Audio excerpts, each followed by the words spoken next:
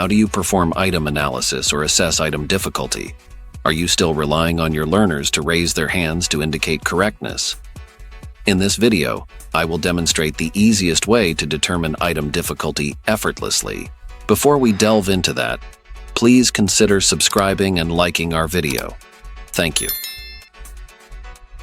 Infinite dreams and skies the limit. Unlocking secrets, we're to win it. Together we'll grow, always searching for more. Infinite learning, forever we'll soar. To begin with, we employ the EvilB app to evaluate our test papers. EvilB is an exceptional Android application for checking test papers, and it's completely free and user-friendly. Using this tool, you can swiftly assess test papers. What's more, EvilB can also assist in conducting item analysis. You can easily find and download this app on the Play Store, and I'll guide you on how to use it. I have already created an Excel automated file for item difficulty assessment. If you'd like a copy of this file, please send me a message, and I'll provide it to you free of charge. Let's open this file.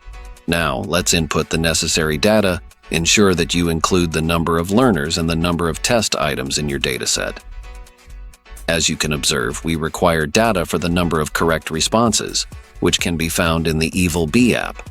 Once you've completed checking your test papers in the EvilB app, select the test you created. At the lower part, you'll find an icon for analysis. Click on it, and this is what you'll see. The green letters represent the correct answers, and the corresponding numbers indicate how many students chose each letter. In this case, we only need the correct responses, so simply input the numbers corresponding to the green letters in our Excel template. The template is automated, eliminating the need to determine whether an item is easy, average, or difficult manually. If you haven't tried EvilB yet, I highly recommend giving it a shot. It has significantly simplified my life as a teacher. What are your thoughts on this? Do you believe it will make your life easier as well? Please share your opinions in the comment section.